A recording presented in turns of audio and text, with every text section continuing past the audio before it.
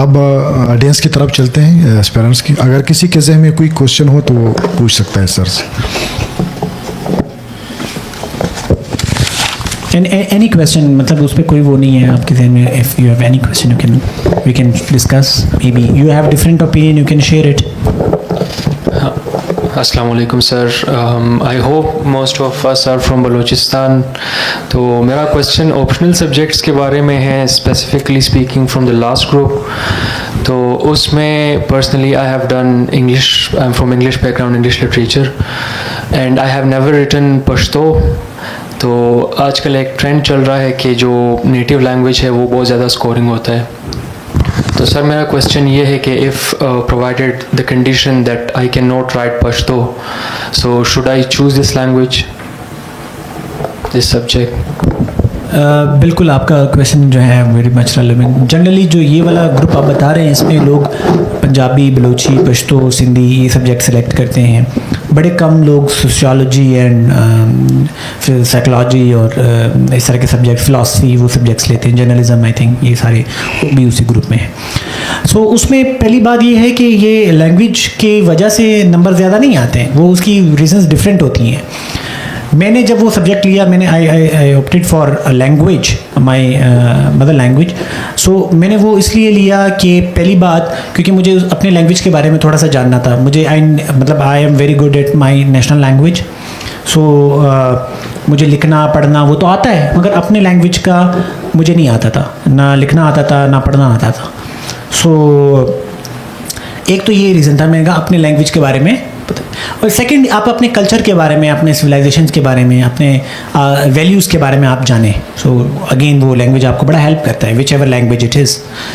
Second, उसका एक reason ये भी है क्योंकि सिलेबस बड़ा उसका शॉर्ट है। मैंने कहा आप लॉजिकल है ना, आप सोचते हैं। अब जैसे कि पश्तो का कि आपने बात की, उसमें 50 नंबर तो 60 नंबर आपको मुफ्त ही मिलते हैं। मतलब उसमें ट्रांसलेशन है ना, 40 नंबर का ट्रांसलेशन है, और ट्रांसलेशन है प्लस ईडियम्स हैं जो कि नॉर्मली किसी भी पश्तो स्पीकिंग को आते हैं। Just you need to understand. And 20 number के एमसीक्यूज़ है, वो आपने कुछ एमसीक्यूज़ 500 एमसीक्यूज़ गो थ्रू किए, you get to know, and 60 number का हो गया। बाकी 2 क्वेश्चन आते हैं, 2 कोई खुशहाल खान पे, कोई रहमान बाबा पे या दूसरा, तो वो बड़ा पेपर ईजी है। इसी तरह मुझे बलोची का एग्जैक्टली आइडिया नहीं है, या सिंधी का या पंजाबी का, बट वो सब्जेक्ट जो है वो इंटरेस्टिंग भी है, बहुत इज़ फन। मेरे एक जो मेरे साथ तैयारी कर रहा था, वो पंजाबी का सब्जेक्ट तैयार कर रहा था, तो वो बड़ा इन्जॉय करता था। वो इवन पंजाबी के शेर में भी उसके साथ साथ जो है बाबा बुल्ले शाह के और उनके वो बड़ा एक अच्छा सब्जेक्ट है। सो इसलिए वो स्कोरिंग होता है, क्योंकि आप एक तो वो शॉर्ट है, फिर आप बहुत अच्छा तैयार करते हैं। सो इसलिए लोग उसकी तरफ जाते हैं। मगर आपने जो बात की कि आपको लिखना नहीं आता ना, तो वो बड़ा इजी है। उसमें 2-4 वीडियोस आप देखेंगे ना, आपको विद इन 5-10 डेज आपको पश्तो लिखना जो है वो आ जाएगा। So is a very easy subject in terms of आप रीडिंग और राइटिंग, आप बहुत जल्दी सीख लेंगे। ये आपके जहन में है कि आपको लिखना नहीं आ रहा, बिल्कुल उर्दू की तरह है, सिर्फ 5-6-7 हरूफ तेजी डिफरेंट है। एनीवन जो कि सवाल पूछना चाहे? अस्सलाम वालेकुम सर, सीएसएस में पासिंग रेशो जैसे आप जानते हैं 2.25 है, तो इसकी वजह क्या हमारी यूथ में लैक ऑफ कैपेबिलिटी है, या दूसरी वजह इसकी ये है कि रिक्वायरमेंट ही इतनी है, सीट्स ही इतनी हैं, या इन दोनों को कंबाइन करके इसकी कोई रीज़न है? बिल्कुल, देखिए ना, वो तो कंपटीशन का एग्ज़ाम है। पास करने को तो वो 90 पास कर लें, 90% पास कर लें, मगर फाइन जॉब्स तो सबको नहीं देनी है ना। हाँ, मगर आप कहें कि पास सबको करें, मगर एजुकेशन में इवेंचुअली वो सिर्फ 2% को जॉब दे दे, फिर बात वही तो हो जाएगी ना कि इवेंचुअली 2% लोगों को जॉब मिलती है। सो ये कंपटीशन का एग्ज़ाम है, उन्होंने क्राइटेरिया इतना स्ट्रिक्ट रखा हुआ है कि वही लोग पास हो जाएं जो कि इवेंचुअली जाके एलोकेट हों। But yes, having said that, उस पर ये आप कह सकते हैं कि देर आर एस्पायरेंट्स जो कि दे परफॉर्म वेरी पुअर। फिर उसके आपके रीजंस हैं, वो रीजंस आप HSC से पूछें कि एक ग्रेजुएट होने के बाद ही वो क्यों इतना नालायक है कि वो इनकम्पिटेंट है कि वो एक राइटिंग भी नहीं लिख सकता। वो तो फिर आपके एजुकेशन के इश्यूज़ हैं ना, वो तो आप फिर एजुकेशन सिस्टम को चैलेंज करेंगे। मगर फ़िलहाल जो FPSC की बात है वो इतने लोगों को पास करना है, क्योंकि कंपटीशन का एग्ज़ाम है, सीट्स लिमिटेड है, सो डेफिनेटली जो लिमिटेड लोग होंगे वो क्वालिफाई करेंगे। अब उसमें एक रेशो है, उस हद तक एग्जामिनर ने इतना उसको स्ट्रिक्ट किया हुआ है FPSC ने कि सिर्फ उतने ही लोग क्वालिफाई कर पाए। आई थिंक वो द रीज़न इज़ राइट। आप क्या समझते हैं, अगर 90% लोग पास हो जाए, हर कोई कहे मैंने CSS का रिटर्न पास कर लिया, इंटरव्यू में जाके लोकेशन ना हो, फिर क्या होगा? फिर भी लोग कहेंगे मैंने CSS पास कर लिया मगर लोकेशन नहीं हुई। ये तो 90% लोगों को खामखा में पास कर दिया। अभी रिसेंटली बलूचिस्तान में जो तहसीलदार का पास हुए हैं, बहुत ज़्यादा लोग पास हुए हैं। अब उनका क्राइटेरिया इस तरह था कि सीट्स कम है मगर लोग बहुत ज़्यादा पास हुए। अब भी लोग ना खुश हैं, कह रहे इतने ज़्यादा क्यों पास हुए। सो वो FPSC ने उसी मुताबिक लोग पास होते जितनी सीट्स हैं। एनीवन जो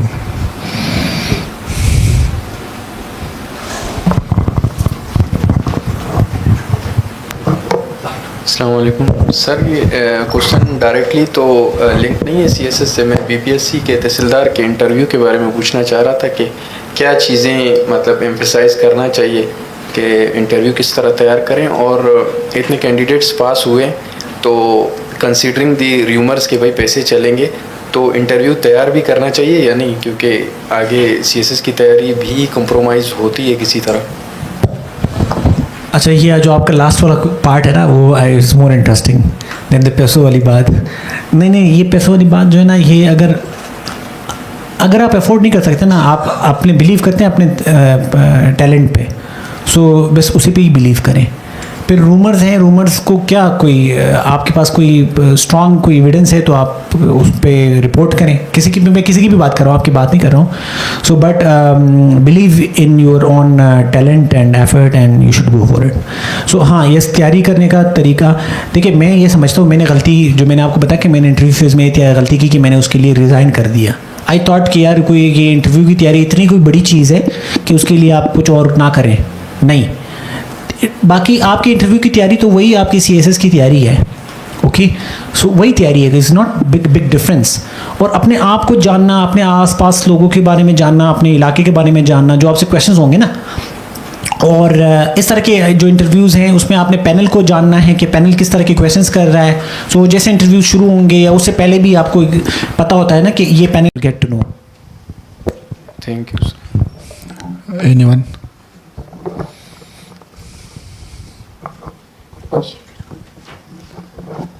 अस्सलाम वालेकुम सर। सर एक रूमिंग्स ये भी हैं कि आने वाले जो स्पेशली ये क्वेश्चन उनके लिए जो 27 की अटैम्प्ट देना चाहते हैं, तो कहा जाता है कि अब ये स्ट्रेटजी CSS की पूरी चेंज होगी, तो वो जो एस्पिरेंट्स हैं वो तो कन्फ्यूजन का शिकार है मेरी तरह, कि वो किस स्ट्रेटजी के मुताबिक, किस प्लान के मुताबिक तैयारी करेंगे। जो सब्जेक्ट्स हैं क्या ये ऐसे ही होंगे, या जो हम कोर्स कंटेंट्स वाला जो भी ऑप्शनल के स्पेशली क्या वो वैसे ही रहेंगे, तो उनके लिए कोई सजेशन सर अगर आप देना चाहें तो। बिल्कुल, this is very right question. ये क्वेश्चन जो है that's very much relevant in current developments for the aspirants. So उसमें मेरी राय ये है कि रिफॉर्म्स पे काम हो रहा है एंड एट टाइम्स हम में कुछ चीज़ें आ भी जाती हैं सामने, जैसे आपने देखी हैं जो ग्रुप्स हैं सब्जेक्ट्स के वो थोड़े से चेंज हो रहे हैं, और मे बी वो किसी स्पेसिफिक ग्रुप के लेने के लिए किसी को मैंडेटरी भी करा दें। तो फ़िलहाल तो वो हतमी नहीं है, बट गैर सरकारी गैर हतमी नताइज है। सो उस पर यह है कि आई थिंक कि आपकी कंपलसरी सब्जेक्ट्स तो रहेंगे कंपलसरी, उस पर तो आप काम शुरू करें ना। और ऑप्शनल में भी एक दो सब्जेक्ट्स ऐसे हैं जो कि आप रख सकते हैं, अभी से डिसाइड कर सकते हैं, जो कि आप समझते हैं कि वो आपने रखने भी हैं और जो ग्रुप आप ले रहे हैं उसके मुताबिक भी है। सो वो दो सब्जेक्ट्स भी आप ले सकते हैं, 2-3 सब्जेक्ट्स तक। 2-3 सब्जेक्ट का इशू होगा, बट यू टेक टाइम, वो with the passage of time may be शायद 2 महीने में 3 महीने में उस पर क्लैरिटी भी आ जाए। So mean while you have enough time, you should not be confused.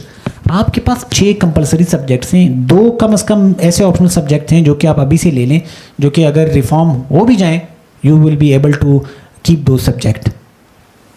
तो मेरे ख्याल में you should not be confused. हाँ यस, वो तो मैंने आपको पहले बात कही ना कि वो कुछ ऐसे पेरेंट्स होते हैं जो कि पहले दिन सोचते हैं कि मुझे अपने 6 ऑप्शनल का भी पता होना चाहिए, 6 कंपलसरी का भी पता होना चाहिए। आप शायद उस तरह के एस्पायरेंट है तो वो आपके लिए कन्फ्यूजन होगा ना कि मैं कौन सब्जेक्ट अभी रखूँ, मगर अभी से डिसाइड नहीं करें ना। ज़रूरी है कि आप अभी से पहले 6 के 6 सब्जेक्ट डिसाइड करें, जो पहले से 6 हैं उस पर काम शुरू करें, और साथ साथ 1-2 सब्जेक्ट जो कि आप समझते हैं कि ये पक्के पक्के होने हैं, रिफॉर्म हो भी जाएं तब भी ये होंगे, रिफॉर्म ना भी हो इस तरह के हों, आप पहले ये देखें ना, अगर रिफॉर्म हो जाता है जिस तरह के वो हैं सजेस्टेड है, प्रपोज्ड रिफॉर्म्स हैं, उस पर देखिए फिर आपके कौन से सब्जेक्ट होंगे ऑप्शनल, और अगर रिफॉर्म नहीं होते फिर आपके कौन से होंगे। फिर वो सब्जेक्ट जो आपके रिफॉर्म होने या ना होने से फ़र्क नहीं पड़ते, वो आपके ऑप्शनल सिलेक्टेड है, तो उस पर भी आप काम शुरू कर सकते हैं। मीनवाइल ये इसमें क्लैरिटी आ जाएगी। Thank you sir. हाँ, you will get sufficient time to decide your subjects and to prepare them well. और भाई को माइक ज़रा अस्सलाम वालेकुम।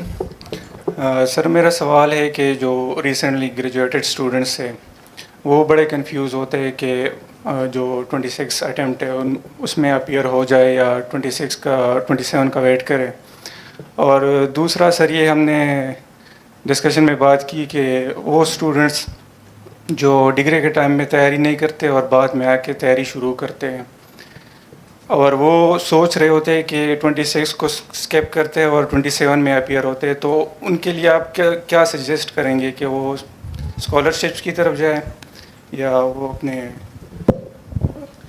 नहीं, पहली बात तो ये आपने ख़ुद क्लैरिटी रखनी है कि मेरा प्लान ए क्या है, प्लान बी क्या है। ठीक है, स्कॉलरशिप के बाद क्या करेंगे। वो एक हाँ हमारे जानने वाले थे, वो कह रहे थे कि very close friend, not even जाने वाले, तो वो कह रहे थे मैंने स्कॉलरशिप लेना है, I will go and study abroad and then come back and then prepare for civil services. So ऐसे मतलब इतना लंबा सफ़र करने की क्या ज़रूरत है, डायरेक्ट आपने देना है तो अभी दे दें, और ऑल द इक्वली कम्पिटेंट वो अभी भी कर सकते हैं। तो ये आप डिसाइड करें ना कि आपका प्लान ए क्या है, प्लान बी क्या है।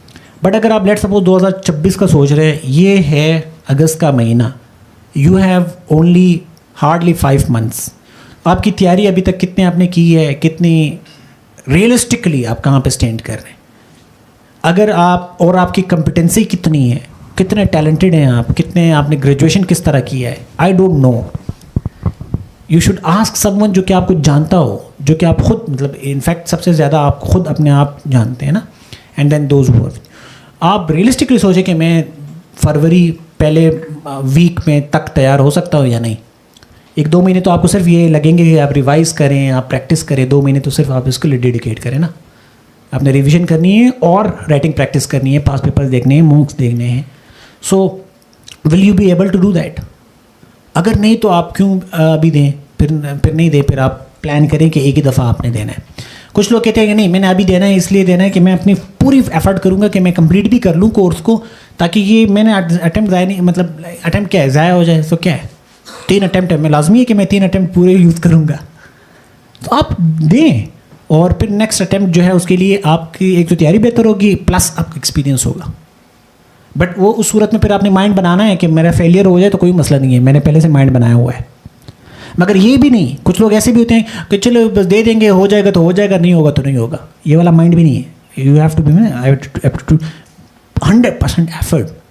हाँ, फिर ये एक्सपेक्ट नहीं करें कि आज अगर दूसरा अटैम्प्ट में मैं जिसमें मेरी तैयारी बहुत अच्छी होगी, इसमें मैं 98% एक्सपेक्ट करूँगा, इसमें मैं 70% एक्सपेक्ट करूँगा। सो आपने एक्सपेक्टेशन उसी मुताबिक कम रखनी है। वो ये 2 चीज़ें आपने देखनी है।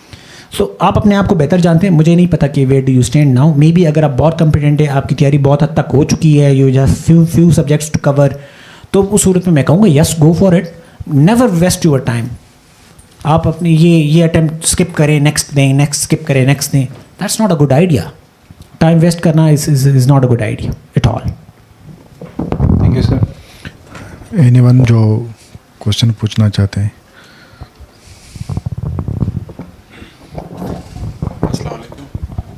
सर क्वेश्चन ये है कि ऐसे के बारे में हमें एकेडमीज़ हर कोई अपना अप्रोच बताता है, हर टीचर की अपनी कोई वो सोच होती है। फॉर एग्ज़ाम्पल मैं आजकल एक एकेडमी जाता हूँ, मैंने ऑलरेडी ऐसे के सेशन लिए हैं कराची में, तो मुझे अभी जो एकेडमी कह रही कि आप अभी ऐसे नहीं लिखें, हम आपको पढ़ाएंगे, हमारी जो अपनी अप्रोच है, जो अपनी पैटर्न है, उसके मुताबिक आप लिखेंगे, फिर हम चेक करेंगे। तो कोई कहता है आप लेमैन अप्रोच इख्तियार करें, फुल सिर्फ आपकी ग्रामर ठीक होनी चाहिए। कोई फिर कहता है कि आप ऐसे वर्ड्स यूज़ करें, फुल वो डॉन वाली, वो न्यूयॉर्क टाइम्स की एक्सप्रेशन आप यूज़ करें, तब ही आप जाके वो कामयाब हो सकते हैं। मैंने ख़ुद ऐसे स्पेशल में दिया है, 22 का मैंने अटेम्प्ट दिया है, तो उसमें मैंने कोशिश यही की कि मैं रिसर्च बेस्ड मटेरियल उधर दे दूं, कोई कहानी नहीं लिखूं, कोई अनटोवर्ड चीज़ नहीं लिखूं। तो इसमें एस्पायरेंट्स कंफ्यूज है कि अब कौन सा रास्ता इख्तियार करें। लेमैन अप्रोच दे दे, सिर्फ ग्रामर हमारी ठीक हो, बाकी जो 9th क्लास वाली इंग्लिश है, या फिर हम वो रोज़ी वर्ड्स यूज़ करें ताकि उसको एफिशिएंसी दिखाएं, या फिर दो ये डेटा और फिगर्स हवाले से भी दो अप्रोच है। एक ये मेंटोर कभी लिखता है कि फुल लेमैन अप्रोच हो, फिर कभी लिखता है कि जस्टिफाई करे, फैक्ट्स एंड फिगर दे, कोटेशन दे दे। इस हवाले से अगर थोड़ा क्लियर करते। नहीं, वेरी रिलेवेंट क्वेश्चन ऐसे को ख़ास कर लेके, because I have been in touch with this subject. पहली बात यह है कि एकेडमीज़ या कोई भी शख्स जो आपको ऐसे पढ़ा रहा है या वो एवेलुएट कर रहा है या आपको मेंटोर कर रहा है इन टर्म्स ऑफ ऐसे राइटिंग, सो ऐसे के कुछ प्रिंसिपल्स हैं जो कि यूनिवर्सल स्टैंडर्ड के मुताबिक हैं, जो कि एग्ज़ाम की रिक्वायरमेंट है और एफपीएससी उसको मेंशन करती है। एफपीएससी सीएसएस के ऐसे के पेपर के टॉप पे लिखा है clarity, well researched, different discourses, organisation, coherence, relevance, comprehensive outline, इस तरह के वर्ड्स मेंशन है अगर आप वो सीएसएस का पेपर देखें। सो वेल रिसर्च का मतलब है कि आप जो बात करेंगे उसका कोई एविडेंस देंगे, कोई एग्जांपल दें, कोई रेफरेंस बुक का रेफरेंस दें, किसी ऑथर का रेफरेंस दें, कोई कोटेशन अगर आपको लगता है कि ये इसके साथ रिलेट कर रहा है वो दें, कोई स्टैटिस्टिक्स हैं तो वो दें, कोई न्यूज़ रिपोर्ट है तो उसका जिक्र करें अपने आर्गूमेंट्स को बैक करने के लिए। मगर हर जगह ये रिसर्च पेपर तो है नहीं कि हर जगह आपके रेफरेंसेस ही आएंगे, but just for sake of कि आप जो भी आपके सपोर्टिंग आर्गूमेंट्स होंगे कहीं ना कहीं पर आप कहीं पे कोई ना कोई एविडेंस दे रहे हैं, just to make it more effective. और वो ज़रूरी नहीं है, आप वैसे जनरल एग्जाम्पल भी दे सकते हैं, ठीक है। तो ये बात। सेकंड, लेमैन अप्रोच का मतलब ये नहीं है कि आप बिल्कुल वो जैसे माई स्कूल और माई सिटी का हम ऐसे लिखते थे उस तरह लिखें, नहीं। लेमैन का मतलब ये है कि आप एकेडमिशियन ना बने, आप फिलोसफर ना बने, आप एक लिटरेचर के ऑथर ना बने, आप उसको ऐसे लैंग्वेज में लिखें जिसमें आप अपने आइडियाज़ को एक ऐसे बंदे को कन्वे कर सके जिसको सिर्फ अंग्रेज़ी पे अच्छा अबूर है, जो कि अंग्रेज़ी समझता है और वो उसका कोई, अगर आप इकोनॉमिक्स पे लिख रहे हैं, ट्रेड वॉर्स पे लिख रहे हैं, मैं इकोनॉमिस्ट नहीं हूँ but I should understand your ideas. आप जार्गन्स और टर्म्स और टर्मिनोलॉजीज़ का यूज़ ना करें। सो दिस इज़ लेमैन्स है। सेकेंडली, आप बिल्कुल कॉम्प्लेक्स रोज़ी वोकैबुलरी को या एक्सप्रेशंस को यूज़ कर सकते हैं, फ्रेजेस को, बट वो उस सूरत में अगर आपकी बेसिक अंग्रेज़ी बेहतर है। अगर आपकी बेसिक अंग्रेज़ी ही बेहतर नहीं है तो आप ये ना एक्सपेक्ट करें कि आप एकदम जंप करें। अ लॉट ऑफ एस्पायरेंट्स, उनका इशू ये होता है कि उनकी बेसिक अंग्रेज़ी का सेंटेंस स्ट्रक्चर सही नहीं होता, वो हैवी वोकैबुलरी यूज़ कर रहे होते हैं और वो यूज़ कर रहे होते हैं। सो कुछ लोग फिर किसी को वोकैबुलरी का सिनोनियम का पता ही नहीं है कि ये क्या यहाँ पर इस सेंटेंस में इसका एप्रोप्रिएट यूज़ है या नहीं, और वो यूज़ कर रहे हैं हैवी वोकैबुलरी। आप सिंपल रखें। आपने एग्जामिनर को इम्प्रेस बाद में करना है, पहले अपनी जो बेसिक रिक्वायरमेंट है वो पूरी करनी है। सो हाँ, रोकते नहीं हैं, वो सिर्फ ये कहते हैं कि आप अपनी बेसिक रिक्वायरमेंट पूरी करें, फिर अगर आपको लगे कि आपने बेंच मार्क क्रॉस कर लिया, फिर आप अपने वोकैब को, अपने सेंटेंस स्ट्रक्चर को इम्प्रूव कर सकते हैं। सो ये, और आपने एक और मेंशन किया था, एक और भी बात मेंशन की थी ऐसे से रिलेटेड। हाँ हाँ, तो आई थिंक मैंने सारा कवर कर दिया। वो डेटा एंड फिगर मैंने आपको बताया रिसर्च पेपर नहीं है, बट एविडेंस आप दें तो ज़्यादा बेहतर। हर पैराग्राफ में एक एविडेंस, कहीं पर आपने कोटेशन दे दिया, कहीं पर वो दे दिया। बाकी अगर कोई जो है, हाँ ये मैं बात कर रहा था, ये यूनिवर्सल स्टैंडर्ड्स हैं ऐसे के या एग्ज़ाम के पॉइंट ऑफ व्यू से। अब चीज़ें सब्जेक्टिव है, कोई थीसिस स्टेटमेंट लिखता है, कोई नहीं लिखता। एग्ज़ाम की कोई रिक्वायरमेंट नहीं है कि कोई थीसिस स्टेटमेंट होना चाहिए।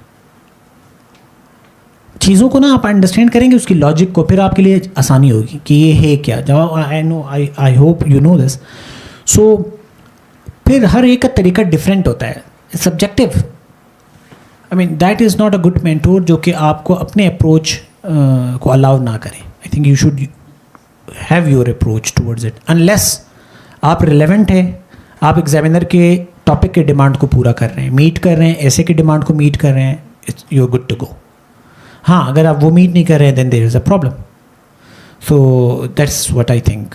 आई hope I have answered your question. कोई और है जो सवाल? Yes please. मैंने प्रिपरेशन की कोई 2 साल, अभी इस्लामाबाद में आया हूँ। इधर एक चीज़ मुझे सुनने को मिलती है हर टीचर से, हर अकेडमी से, हर मेंटोर से, कि इससे के अलावा जो बाकी सब्जेक्ट्स थे उनमें आपका प्रेजेंटेशन मैटर करता है।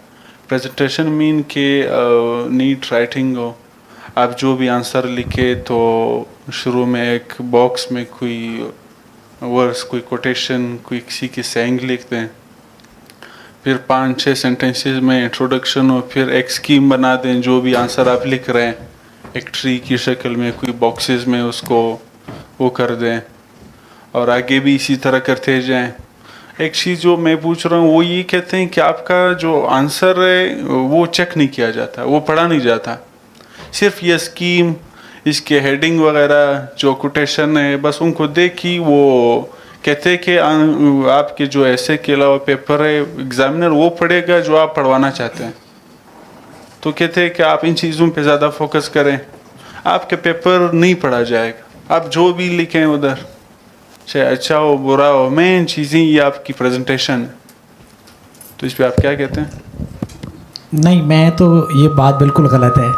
आप CSS का एग्ज़ाम दे रहे हैं, आप कोई मैट्रिक का या मिडिल क्लास का एग्ज़ाम नहीं दे रहे हैं ना कि उसमें आपका चेक नहीं होता। देखिए, कभी आप चेकर बनेंगे ना तो आपको ये चीज़ रियलाइज़ होगी। मतलब I have been through process, मैंने बहुत सारे पेपर्स इवेलुएट किए हैं and eventually I have understood कि what is the actual problem. मैं लेट सपोज पॉलिटिकल साइंस का पेपर चेक कर रहा हूँ या करंट अफेयर का पेपर चेक कर रहा हूँ फॉर दैट मैटर, मैंने 7 सवाल दिए हुए हैं, उन 7 सवाल के जवाब मुझे चाहिए, उसमें से हर एक ने 4 अटैम्प्ट किए। मैं पहले 7 सवाल के जवाब खुद निकालूंगा कि इसमें क्या क्या चीज़ें कवर होनी चाहिए, क्वेश्चन क्या है, इसका डिमांड क्या है एंड ऑल दैट। अब जब मैंने वो कर लिया है ना, तो मैं 2-4 पेपर चेक करूंगा, 4th-5वें पेपर पे मेरे इतना तेज़ होगा कि मैं पेपर को देखते ही समझ जाऊंगा कितना रेलेवेंट है, कितना इरेलेवेंट है। चीज़ों को ऐसा ऐसे पता चलता है। मैं आपके आर्गूमेंट्स, आपके हेडिंग्स देख के मुझे समझ आ जाएंगी। हाँ यस, आपने एग्जामिनर को फैसिलिटेट करना है। अगर आपकी राइटिंग नीट नहीं है, एलिजिबल नहीं है, अगर आपने कोई पैराग्राफ वाइज नहीं लिखे हुए हैं, हेडिंग्स नहीं है, तो एग्जामिनर को आप नहीं बता पा रहे ना। एग्जामिनर को आप कह रहे हैं कि वो पूरा ऐसे की तरह पढ़े, वो ऐसे की तरह उसको तो नहीं पढ़ेगा। उसने 4 सवाल अटैम्प्ट चेक करने हैं और उसके पास टाइम कम है, ये बात कोई शक नहीं है। तो इसलिए वो आपको एक तरीका ये बताया जाता है कि आप हेडिंग वाइज दें, और हेडिंग होंगे, और ये नहीं है कि सिर्फ हेडिंग से लोग नंबर लेते हैं, हेडिंग के अंदर फिर वो मटेरियल भी देखा जाता है। एग्जामिनर आपके पहले सवाल को, वो एग्जामिनर आपके क्वेश्चन को देख के ही समझ जाता है कि आपने कितना अच्छा किया है। उसमें आपका ग्रामर भी देखते हैं, उसमें आपका लॉजिकल, आपके आर्गूमेंट्स भी देखते हैं, आपकी प्रेजेंटेशन आपको फैसिलिटेट करता है, आपको पास नहीं कराता। प्रेजेंटेशन सिर्फ हेल्प करता है कि आपको फैसिलिटेट कराता है कि आपको एग्जामिनर के साथ कनेक्ट करा दे। फिर अगर आपका मटेरियल अच्छा है, फिर एग्जामिनर आपको अच्छा स्कोर देगा। दूसरी बात आपने बात की, अगर आप कोई बुक का रेफरेंस दे रहे हैं या कोई स्टेटिस्टिक्स दे रहे हैं, दरमियान में कोई रेफरेंसेस इस तरह के दे रहे हैं और आप उसको हाईलाइट करें, और लाजमी नहीं है कि आप दरमियान में लिखें, बॉक्स में लिखें, नहीं। कुछ लोग जो है वो इस तरह, मैं इस तरह नहीं करता था, but I scored very well in some of the subject, in fact I score very high. अगर कोई फ्लो चार्ट बना रहे हैं एंड ऑल दैट, तो वो एग्जामिनर को ये आता है कि इसकी अंडरस्टैंडिंग बहुत अच्छी है, उसमें कोई शक भी नहीं है। वो इंसान जो कि 30 मिनट में कूजे को, दरिया को सब कूजे में बंद करता है, फ्लो चार्ट्स बना के, रेफरेंसेस दे के, तो एग्जामिनर क्या सोचेगा कि यार इसका ग्रिप बहुत अच्छा है, और होता ही ऐसा है, काबिल लोग सिर्फ ऐसा करते हैं। मगर there are intelligent people, competent होते हैं, मगर वो एग्जामिनर को फैसिलिटेट नहीं कर पाते, वो थोड़ा सा मार्क आ जाते हैं, वो उनको नंबर कम नहीं मिलते, मतलब ऐसा नहीं कि वो फेल हो जाते, मगर वो उनको वो नंबर नहीं मिलते जो उसको मिले हुए हैं, क्योंकि उसने बहुत सारी चीज़ें बहुत कम जगह में कवर की हैं। तो वो अगर मैं आपको ना कभी 2 पेपर दिखाऊं, एक जिसने फ्लो चार्ट्स और ये सारी चीज़ें प्रेजेंटेशन जिसकी अच्छी हो, और दूसरा जिसमें ये चीज़ें ना हो, तो दोनों इक्वली कैपेबल हो, आप खुद कहेंगे कि ये जो है ना इसको मार्क्स ज़्यादा थे। वो ये फ़र्क होता है। सर अगर आपसे हम कोई ऐसे एवेलुएट करना चाहें, आप कोई पढ़ाते हैं कहीं पे या टाइम आपके पास है, वैसे ही आपके पास नहीं आया, आप थोड़ी सी सर ऐसे अगर एवेलुएट करवाना चाहें आपसे, आप की पढ़ाते हैं या कोई फ्री टाइम होता है आपके पास दिन में? मैं सेशन के बाद आपकी राइटिंग चेक करता हूँ। Okay, thank you. और कोई सवाल? जी अस्सलाम वालेकुम sir, thank you so much. Session तो बहुत अच्छा इन्फॉर्मेटिव रहा। अच्छा, मेरी तो सीएसएस के बारे में इतनी ज़्यादा वो नहीं है, मेरे ख्याल से ऑलरेडी तमाम क्वेरीज जो है वो एड्रेस हो गई हैं। तो मेरे ख्याल में सीएसएस के अक्सर स्टूडेंट्स हम एस्पेरेंट्स हम देखते हैं कि वो बहुत ज़्यादा एक्सपेक्टेशन रखते हैं कि हमने से ऐसे के पेपर प्रेसे के पेपर जो हैं बहुत अच्छी अटैम्प्ट की है, मगर जब एंड में देखते हैं तो वो उनका रिज़ल्ट बहुत अनप्रिडिक्टेबल आता है, और जिनमें उनकी एक्सपेक्टेशंस कम होती हैं उनमें अच्छे मार्क्स आते हैं। इसके बारे में आप क्या कहते हैं? बिल्कुल मोइन साहब, आपकी बात बिल्कुल सही है। इसमें मेरे साथ भी बहुत सारे होते थे ना, वो निकल आके कहते थे ओ ये क्या पेपर किया है, और उसमें जब, और ये तब से नहीं, ये मैट्रिक से मुझे याद है। अच्छा, लोग आपके आसपास दोस्त कहते हैं इतना, आप खुद है ना, आप दरमियान दिल में सोचते हैं कि यार मैंने तो इतनी गलतियाँ की हैं और ये सही पेपर की है। नंबर जब आते हैं ना तो उनके वो असल में लोग जो एक सच भी नहीं बताते हैं कि उन्होंने कैसे पेपर अटैम्प्ट किए। दूसरी बात ये होती है ना, लोग जब पेपर अटैम्प्ट करते हैं वो समझते हैं सवाल का जवाब देना मीन्स नंबर लेना है। ऐसा नहीं होता। सवाल को समझना एक आर्ट है, फिर उसको आंसर करना एक आर्ट है। सवाल को समझना, उसकी रिक्वायरमेंट, उसकी स्कोप, उसको डिफ़ाइन करना एक आर्ट है। जिसने सवाल को ही नहीं समझा वो जवाब क्या खाक देगा। वो समझता है कि मैंने अगर कोई क्वेश्चन आ गया है the challenges of environment climate change, तो वो समझता है कि बस मैंने क्लाइमेट चेंज को बता दिया कि क्या क्या मसले वो बता दिए। वो पूरे सवाल को समझता ही नहीं है कि the challenges of climate change in the context of financing. सवाल कुछ और है, वो कुछ और बता रहा है। वो कहता है कि मैंने पूरा दे दिया, और जो वो समझता है कि मैंने अच्छा नहीं किया, वो इसने अच्छा किया होता है, जो किया होता है वो अच्छा किया होता है।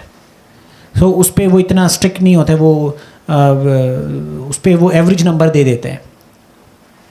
सो एवरेज नंबर एग्जामिनर इसलिए भी दे देता है, आपने क्वेश्चन ही अटैम्प्ट कर लिया तो चले 2-4 नंबर तो आप ले लेना। तो वो समझते हैं कि यार वो वाह वाह हो गई है। तो ऐसा कुछ नहीं होता। सो मेरे ख्याल में ये एस्पायरेंट्स को ख़ुद नहीं पता होता, या स्टूडेंट्स को जब वो दूसरे एग्ज़ाम्स भी दे रहे होते हैं कि वेयर डू वी स्टैंड।